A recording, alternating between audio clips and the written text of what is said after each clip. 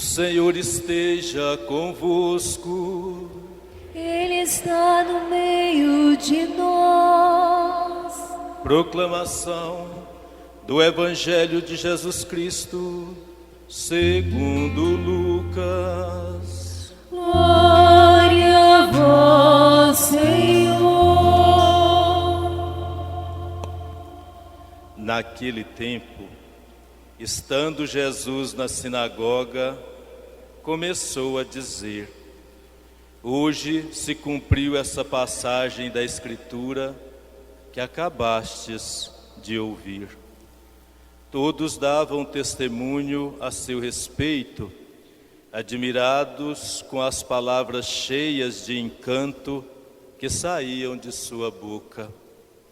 E diziam: não é este o filho de José?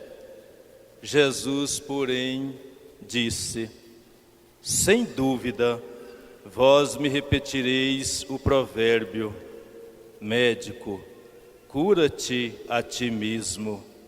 Faze também aqui em tua terra tudo o que ouvimos dizer que fizestes em Cafarnaum. E acrescentou: em verdade, eu vos digo que nenhum profeta é bem recebido em sua pátria. De fato, eu vos digo, no tempo do profeta Elias, quando não choveu durante 3 anos e 6 meses, e houve grande fome em toda a região, havia muitas viúvas em Israel. No entanto, a nenhuma delas foi enviado Elias, senão a uma viúva que vivia em Sarepta, na Sidônia. No tempo do profeta Eliseu, havia muitos leprosos em Israel.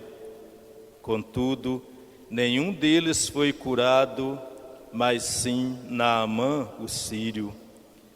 Quando ouviram essas palavras de Jesus, todos na sinagoga ficaram furiosos, levantaram-se e o expulsaram da cidade. Levaram-no até o alto do monte, sobre o qual a cidade estava construída, com a intenção de lançá-lo no precipício. Jesus, porém, passando pelo meio deles, continuou o seu caminho.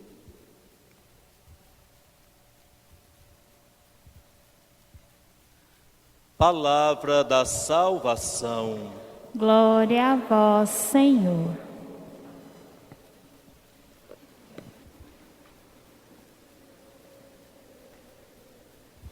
No domingo passado, a Igreja colocou para nós a importância da leitura e da vivência da Palavra de Deus no dia a dia da nossa vida. E hoje, a liturgia vem nos convidar a sermos propagadores dessa palavra. Jesus é o profeta do Pai. E eu pergunto para vocês, quem aqui é profeta? Levanta a mão, por favor, os profetas do Senhor. Quem é batizado, levanta a mão. Então é bom a gente ter essa consciência. O batizado, ele não tem a opção de ser profeta. A palavra diz que ele é profeta. E eu tenho que ter essa consciência na minha vida. Batizado não foi para viver no mundo como o mundo quer, mas o batizado, ele é um consagrado. E a palavra consagrar quer dizer apartar para algo sagrado, separar para algo sagrado. Então, o batizado, ele é profeta. Então, eu tenho que ter essa consciência de bater no meu peito e dizer: pela graça batismal, além de me tornar filho de Deus, além de me tornar herdeiro da vida eterna, eu também me tornei profeta do Senhor. E qual é a grande missão do profeta nos tempos de Jeremias, no tempo de Jesus, no tempo de Paulo e também no nosso tempo? Ele é aquele que anuncia a boa nova. Ele é aquele que anuncia a palavra de Deus. E é aquele que denuncia aquilo que tem de errado, aquilo que é injusto, aquilo que fere o coração de Deus, aquilo que fere a vida humana. O profeta, ele é um porta-voz de Deus, mas aí se o profeta não conhece a palavra viva de Deus, se ele não sabe o que Deus pede, se ele não sabe o que Deus quer, ele vai anunciar o quê? Então essa palavra, ela é para ser colocada dentro do coração, dentro da nossa vida, e ela é para ser anunciada através da missão para a qual o Senhor nos escolheu, para a qual nos consagrou e para a qual nos enviou. O Senhor, pelo batismo, confiou e confia a cada um de nós uma missão específica. E uma dessas missões é a de ser profetas da sua palavra, do seu reino, e como diz Paulo hoje, profetas do seu amor e da sua paz no meio do mundo. Aí eu posso dizer, mas eu tenho uma grande dificuldade em anunciar a palavra de Deus.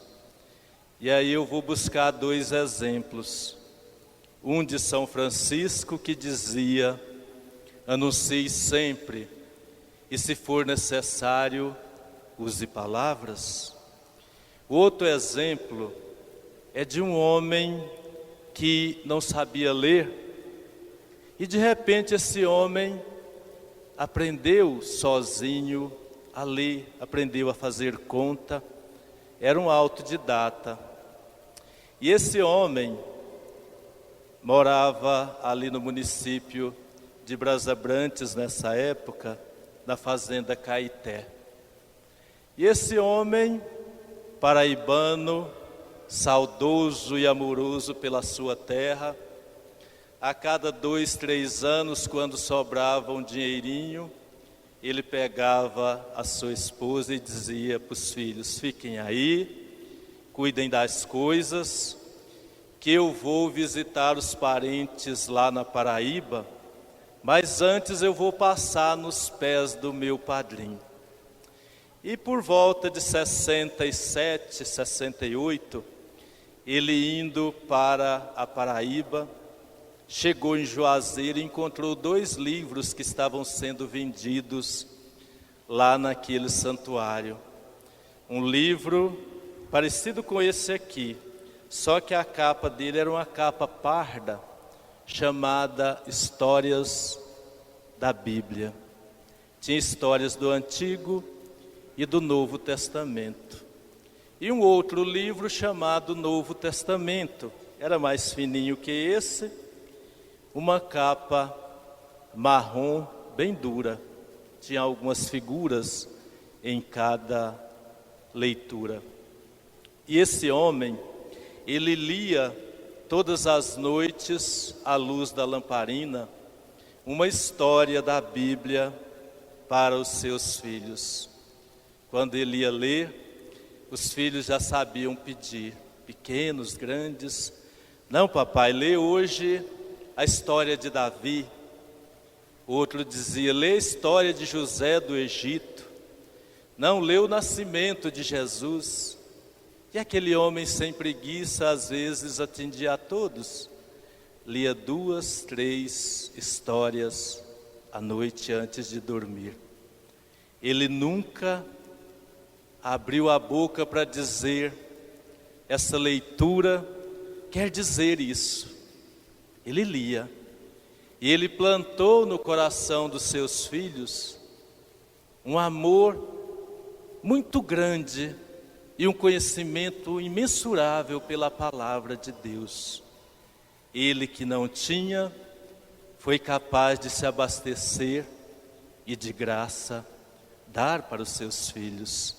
Aquele livro pardo ficou com meu irmão mais velho como herança. Aquele livro que é o Novo Testamento, hoje está sem capa, porque se perdeu nas mudanças. Mas antes de falecer, um dia ele pegou esse livro e disse, como você gosta tanto da palavra de Deus, você aceita esse livro para você? E até hoje esse livro tem um lugar de destaque na minha estante. A estante onde tenho minhas Bíblias, é meu lugar de estudo, onde preparo as celebrações. Esse livro está sempre ali.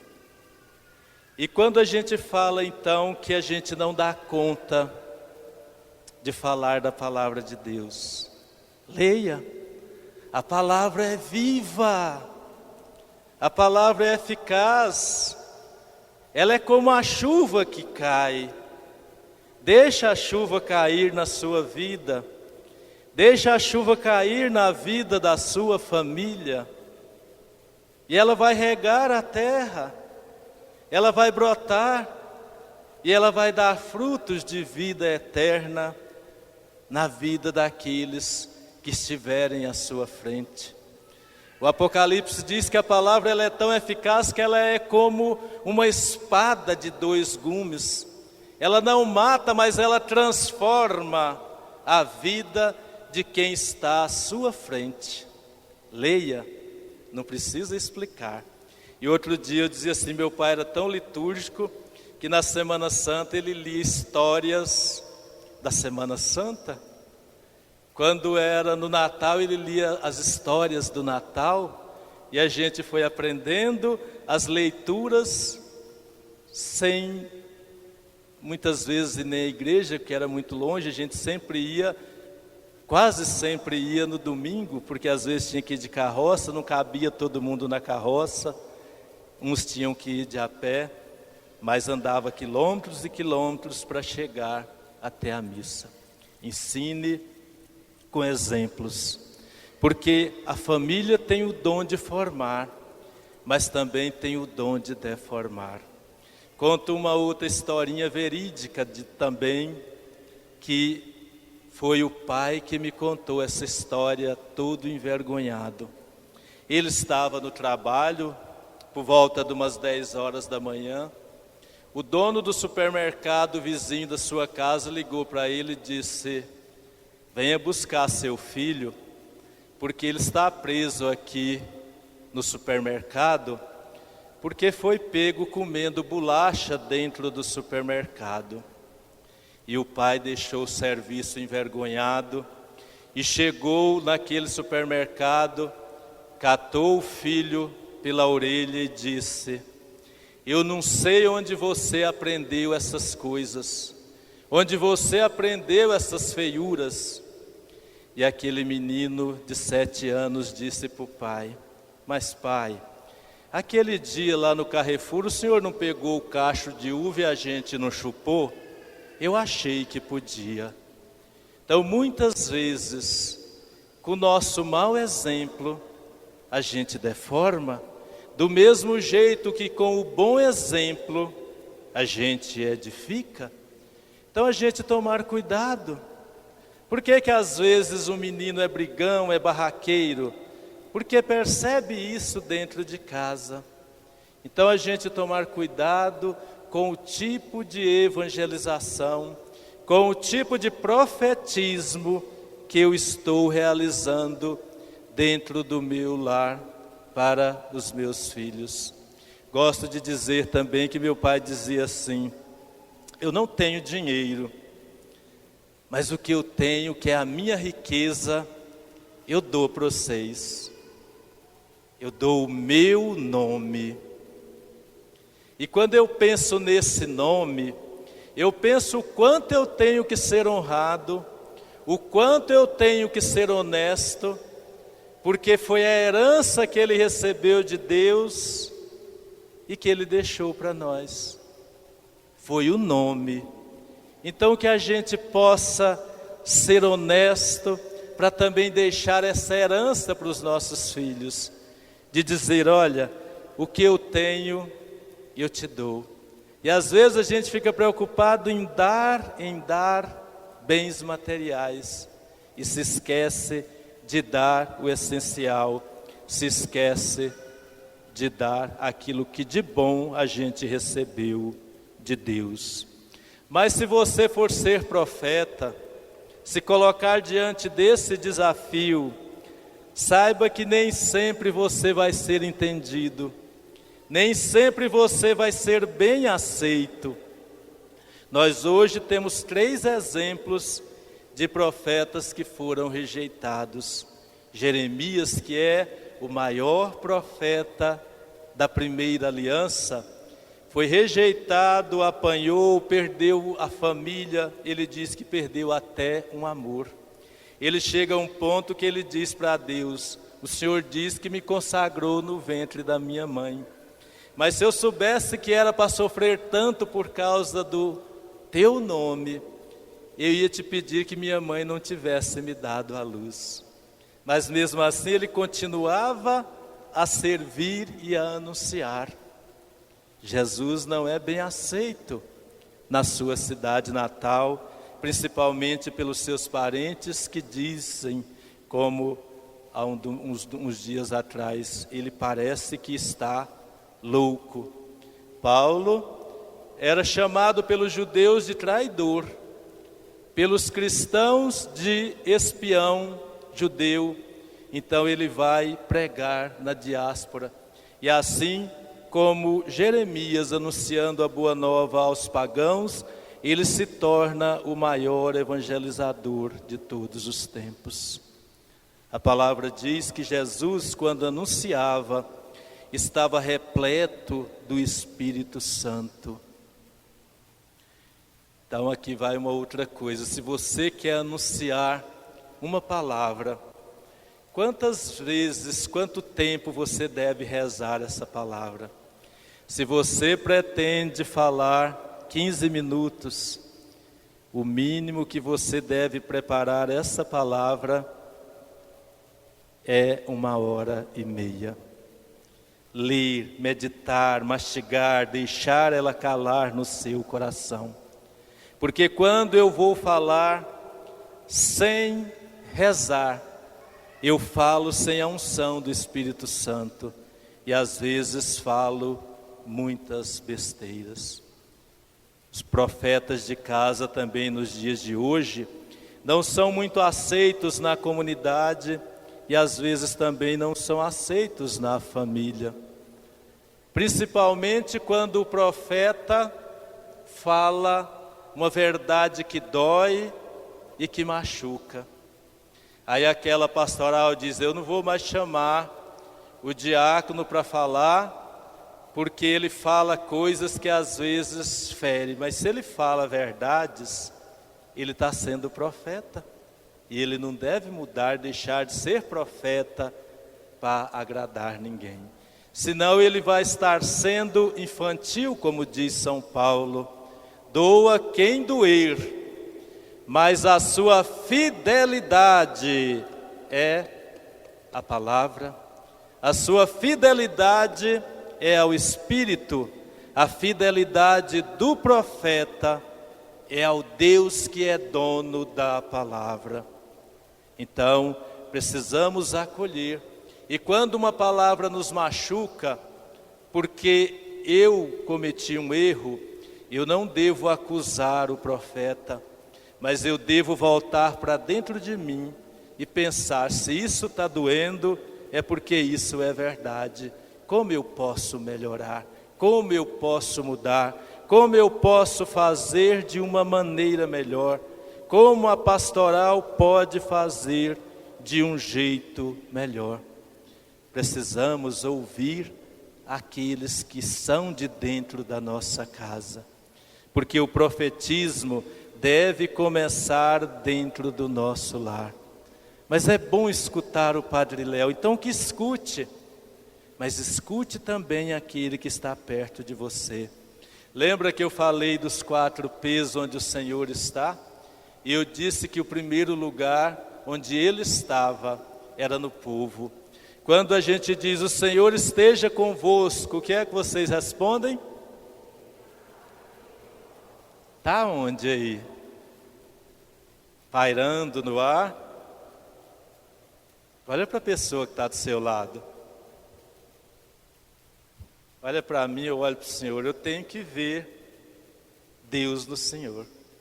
E eu tenho que ser capaz de refletir Deus para o Senhor. E o Senhor a mesma coisa.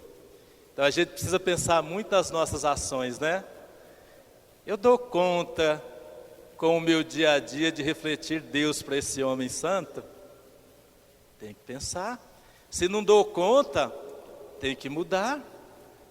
Dou conta de refletir Deus com as minhas atitudes para minha esposa, para os meus filhos, para o meu esposo, para os meus pais? Se não, preciso mudar. Ele não está solto no ar, ele está na vida e está na pessoa de cada um de nós. E é Jesus, o profeta do Pai, quem nos ensina essa grande verdade. E é em Cristo que o Senhor verdadeiramente quer tocar a nossa vida. Ele está no meio de nós. Ele é o Emanuel, Ele é o Deus conosco. Para aqueles que servem, que controlam o som, que cantam, que são acólitos, que são ministros.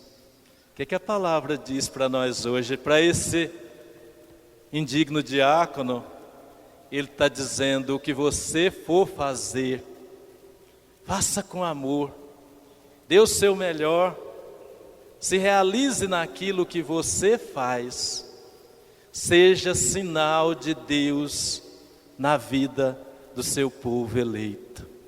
Não venha para cá obrigado, como um empregado que vem cumprir o seu horário, mas venha como um servo que ama e que é amado pelo seu Senhor e que está aqui para colocar a sua vida a serviço dos irmãos, a serviço da comunidade e a serviço do reino. Quando o Senhor nos chama para uma missão, na catequese, onde quer que seja, a gente tem medo? Tem. Mas olha o que é que Deus fala hoje para Jeremias: se você tiver medo, eu te faço tremer diante deles, mas se você confiar em mim, eu faço de você uma cidade fortificada, que vai ter colunas não de madeira, mas colunas de ferro. Ferro naquele tempo era algo muito raro. As suas paredes, os seus muros, não vai ser de adobo, né? Não vai ser de barro com palha, mas vai ser de bronze, porque eu estou com você. Então confie nisso. O Senhor não chama capacitados, mas Ele capacita os seus escolhidos. E nós fomos escolhidos, a palavra diz, antes de nos formarmos no ventre da nossa mãe. Antes da concepção, milhões de chances de nascer um Geraldo diferente, mas Deus olhou e disse: eu quero esse. Eu escolhi esse. É como Cristo quando fala para Ananias: vai batizar Paulo. E Ananias diz: mas ele é perseguidor. E Cristo diz: aquele vaso me é raro. Eu preciso daquele vaso. Então que bom que o Senhor possa ter olhado para nós e dizer: eu escolhi você. Eu te quis ainda no ventre da sua mãe. Você é meu, você é minha. Eu te consagrei antes que você fosse dado à luz, para que você se tornasse profeta das nações. Quais são os profetas de hoje que a gente conhece? Os primeiros profetas na vida de uma pessoa devem ser o pai e a mãe. Eles são os primeiros catequistas. E o pai e a mãe que vêm do sacramento do matrimônio, eles são sacerdotes do lar. E o lar fundado em Deus, ele é uma igreja doméstica.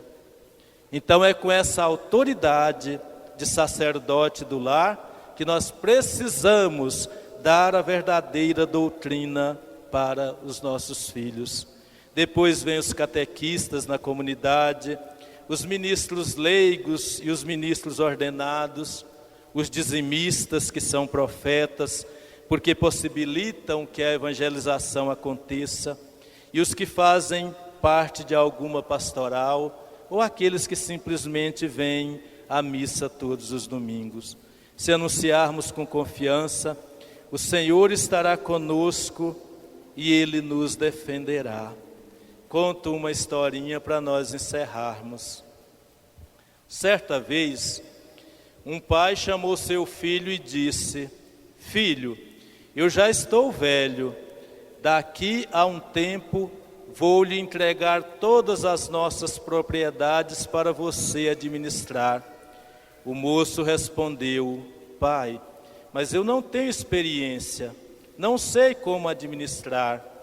O pai respondeu: vá procurar o sábio que fica lá do outro lado da montanha e peça a ele que lhe ensine a sabedoria. O rapaz atendeu o conselho e foi. Fez o pedido ao sábio e este lhe perguntou: o que você viu no caminho? Eu vi árvores, respondeu o moço. Pode voltar, disse o sábio. Amanhã retorne aqui. O moço voltou para casa meio decepcionado. No outro dia, estava lá novamente. O sábio fez a mesma pergunta. O que você viu no caminho? Muitas árvores, respondeu ele novamente. O sábio disse a mesma coisa. Pode voltar para casa e retorne amanhã. Em casa, o rapaz contou para o pai e este o encorajou. Amanhã volte lá e diga a ele mais coisas que você viu. No outro dia, o moço já foi olhando atentamente as coisas do caminho. Observou tanto que anoiteceu e ele teve que dormir na estrada. Quando chegou à casa do sábio, este lhe fez a mesma pergunta. O rapaz respondeu: eu vi flores, rios, borboletas, passarinhos, animais. Fiquei com fome e comi frutas gostosas. Anoiteceu e dormi à beira da estrada. Ele ficou 2 horas explicando o que viu e ainda não havia falado tudo. Então o sábio lhe disse: agora sim, você adquiriu a sabedoria. Então o profeta vive no mundo como este sábio explicou.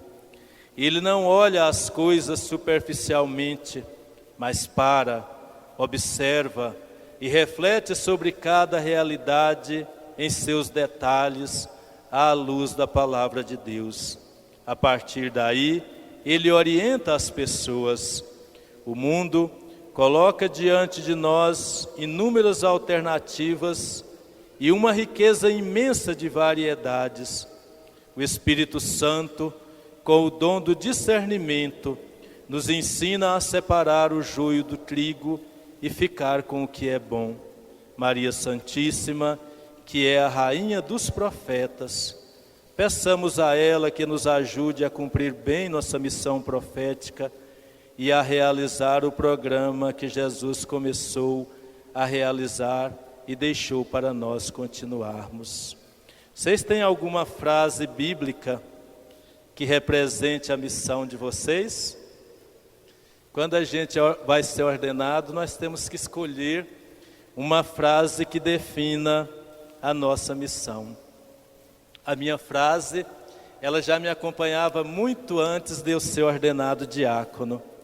Ela é de Paulo e ela está na primeira carta aos Coríntios, no capítulo 9, versículo 16. Ai de mim, se eu não anunciar o Evangelho. Louvado seja nosso Senhor Jesus Cristo. Para sempre seja louvado.